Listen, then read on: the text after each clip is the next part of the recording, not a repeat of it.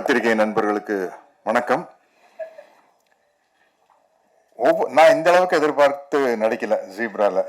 ஒவ்வொரு நாளும் வந்து பாசிட்டிவ் ரிவ்யூஸ் வந்துகிட்டே இருக்கு. அதுல ஃபர்ஸ்ட் எங்க ஊர்க்காரங்க தான், கோயம்புத்தூர் டிஸ்ட்ரிபியூட்டர்ஸ். பொதுவாக ஒரு படம் எப்படி இருக்குன்னு டிஸ்ட்ரிபியூட்டர் கிட்ட மட்டும் நான் கேட்கவே மாட்டேன். இருக்கு அப்படின்னு ஒரு இழுப்பாங்க. எவ்வளவு லாபம் வந்தாலும் அது ஒரு பத்தாத மாதிரியே ஒரு விஷயம் சொல்லுவாங்க. ஆனா இவங்க வந்தோன்னே வந்து கை கொடுத்து படம் சூப்பரா போயிட்டு இருக்கு அப்படின்றாங்க. அதுதான் வந்து ரொம்ப சந்தோஷம். இங்க வந்ததுக்கு அப்புறம் நம்ம ப்ரொடியூசர் பாலா சார், நேற்று டெல்லியில் ஹவுஸ்ஃபுல் சார் அப்படின்னு. ஹிந்தி டப்பிங் ரிலீஸ் பண்ணிட்டீங்களா? இல்லை சார், தெலுங்கு ஹவுஸ்ஃபுல் சார் அப்படின்னு. என்னடா அது நியூஸுக்கு இப்படி அள்ளிட்டு வந்துட்டு இருக்கு அப்படின்னா, சரி சார் எவ்வளவு ஸ்கிரீன்ஸ் போட்டிருக்கீங்க அப்படின்னா 1000 ஸ்கிரீன் போட்டிருக்காங்களாமா இந்த படம். பெரிய விஷயங்க. இங்க என்னுடைய அன்பு தம்பி சத்யதேவ நான் வருக வருகன்னு வரவே இருக்கிறேன். ஏன்னா அப்படி ஒரு டெடிகேட்டடான ஆக்டர் இங்க வந்து பேசினாரு. தமிழ் சரியா தெரியாது, கொஞ்சம் அட்ஜஸ்ட் பண்ணிங்க அப்படின்னு. என்ன எவ்வளவு வருஷமா தெலுங்கு அட்ஜஸ்ட் பண்ணிட்டு இருக்கு. 15 வருஷமா 2008 இருந்து நடிச்சிட்டு இருக்கிற தெலுங்குல போனோன்னா நீங்க பார்த்துருப்பீங்க அந்தரைக்கு நமஸ்காரம். அதோட கட் பண்ணா அதுக்கப்புறம் வந்து இங்கிலீஷ் வேற அறகுறை. இதை வச்சுட்டு எதையோ பேசி ஒவ்வொரு தடவையும் நெக்ஸ்ட் பிக்చర్లో యాక్ట్ చేసినప్పుడు నేను జరూరుగా కన్ఫర్మ్గా తెలుగులో మాట్లాడతాను. இப்படியே 15 வருஷமே சொல்லிட்டு பேசுறது இல்லை. அதுல என்னன்னா, நான் கொஞ்சம் ஒரு மெத்தனமான நடிகர். அதுல இன்னொரு என்ன கம்ஃபர்ட்னா, இந்த ப்ராம்ப்டிங்ல நடிச்சு பழகிட்டோம்னு வச்சுங்களேன், ஒரு மொழி ஈஸியா கத்துக்க மாட்டோம். நம்மளுக்கு ஒரு கான்பிடன்ஸ் வந்துடும். ப்ராம்ப்டிங்ல அடிச்சு விட்டுலாங்க, அப்புறம் பாத்துக்கலாம் அப்படிங்கிறது. யாரோ ஒருத்தர் டப்பிங் பேச போறாங்கல்ல, அவங்க பாடு படத்துக்கு ஆச்சு அப்படின்ட்டு. ஆனா முதல் தடவையா வந்து ஈஸ்வர் என்னை கம்பல் பண்ணி இந்த படத்துக்கு டப்பிங் பேச வச்சுட்டாரு. ஒரு படம் பேசியிருக்கிறேன், நானியோட சிஸ்டர் டைரக்ட் பண்ண ஆந்தாலஜி மீட் கியூட் அப்படின்னு ஒரு படம். அதுல மட்டும் பேசிக்கிறேன். அது எப்படி, அது வந்து ஒன்லி ஓடிடி பிளாட்ஃபார்முக்கு தான். இந்த படத்துல ஈஸ்வர் கம்பல் பண்ணி பேச வச்சாரு. என்னன்னா, அங்கேயாவது நானியோட சிஸ்டருக்கு வந்து தெலுங்கு தெரியும், நமக்கு இவருக்கே தெலுங்கு தெரியாது. எப்படி இவரை நம்பி நம்ம களத்துல இறங்குறது? அப்புறம் கரெக்டா பேசி கீசி சமாளிச்சுட்டு ஒரு தடவை கரெக்டா இருக்கான்னு பேசி இப்ப அந்த நம்பிக்கை வந்தோம்னா இப்ப லைனா எல்லா தெலுங்கு படத்துக்கு வந்து நான் தான் டப்பிங் பேசுறேன். Thank you Eswar sir. எனக்கு ஒரு நம்பிக்கை வந்துருச்சு. அந்த படத்துல ஆக்சுவலா அந்த மீட் கியூட்டுங்கிற படத்துல எப்படி டப்பிங் பேசுனா, ப்ராம்ப்டிங்ல நடிக்கிறது வேற, ப்ராம்ப்டிங்ல டப்பிங் பேச முடியுமா? நான் ப்ராம்ப்டிங்ல பேசினேன், ஹெட்போனை மாட்டிட்டு அவங்க சொல்ல கேட்டு பேசிட்டேன். அதனால சத்யதேவ், நீங்க ஒன்றும் கவலையே படாதீங்க. நீங்க அடுத்த படம் தமிழ் நீங்க தான் டப் பண்றீங்க. நான் வந்து அந்த சவுண்ட் இன்ஜினியர் கிட்ட நான் உட்காந்துக்கிறேன். அது சும்மா ஈஸியான வேலை. அது நான் பாருங்க, உங்களுக்கு வந்து கரெக்ட் பண்ணி விட்டுறேன், அவ்வளவுதான்.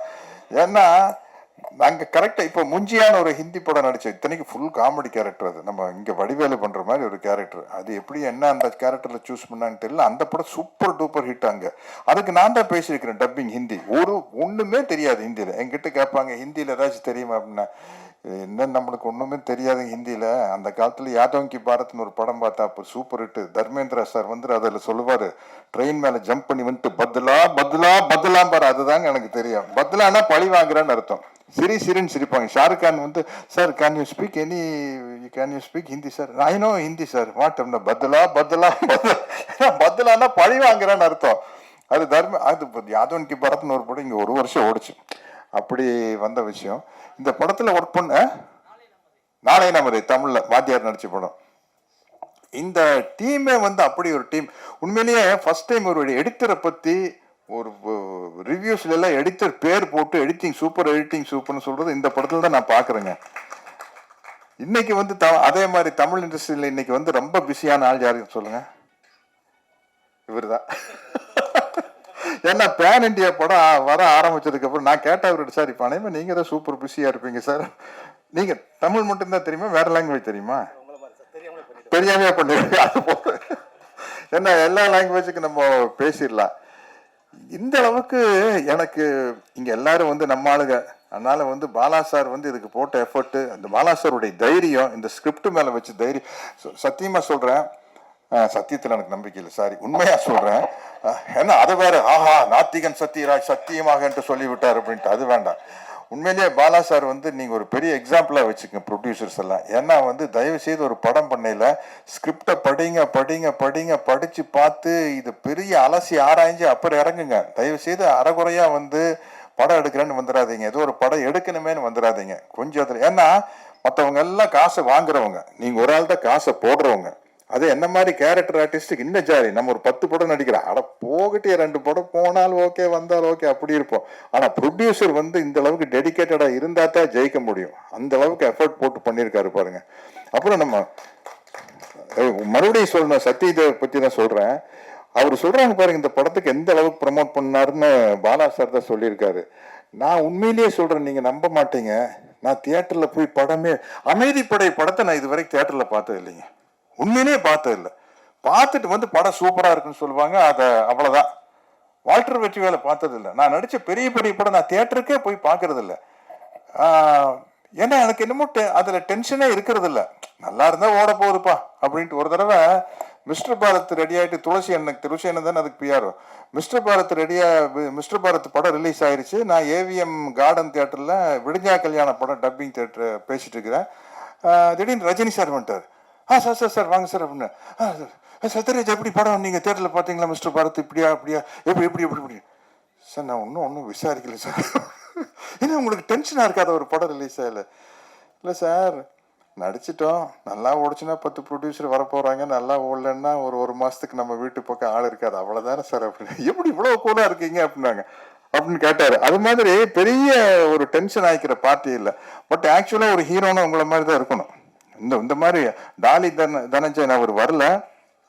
அவங்க எல்லாருக்கும் பாராட்டுகள். சத்யா, இன்னொரு ஆக்டர் சத்யா நம்ம பேர்ல அவர் இருக்காரு, காமெடி ஆக்டர். அவர் சீனெல்லாம் வந்து தியேட்டர்ல தெரிக்குதுன்னு சொல்லிட்டாங்க. அதே மாதிரி இந்த படத்தினுடைய ஹீரோயின் யாரு பாருங்க. ஹீரோயினை பத்தி நான் தான் பேசுறேன். நியாயப்படி ஹீரோ பேசியிருக்கணும். ஹீரோயினை பத்தி ஹீரோல பேசணும். நான் அப்பா வயசுல இருக்கிற நான் பேசுறேன் பாருங்க. பிரியா பவானி சங்கர் வந்து ஹேட்ரிக் அடிச்சிருச்சுல்ல, 3 படம் கண்டினியூஸா சக்சஸ் பாருங்க. டிஸ்ட்ரிபியூட்டர் ஆமான்ட்டாங்க எங்க ஊருக்காரங்க. ரொம்ப அதுக்கு மட்டும் நல்லா தலையாட்டுறாங்க. பிரியா பவானி சங்கர் ஹேட்ரிக் அடிச்சிருச்சுன்னு ஒன்று. அதனால இப்போ ஒரு சந்தோஷமா இருக்கு. தொடர்ந்து பாசிட்டிவ் ரிவ்யூஸ் வந்துட்டு இருக்குது. அது காரணம் வந்து பத்திரிகை நண்பர்களாகிய நீங்களும் அந்த படத்துக்கு பாசிட்டிவ் ரிவ்யூ கொடுத்த ரசிக பெருமக்களும் தான். அவங்களுக்கு ஒரு மிகப்பெரிய நன்றியை சொல்லி, யாராச்சும் விட்டுருந்தேன்னா மன்னிச்சுக்குங்க. அவன் எல்லாருக்கும் ஒரு நன்றியை சொல்லி விடைபெறுகிறேன். நன்றி, வணக்கம்.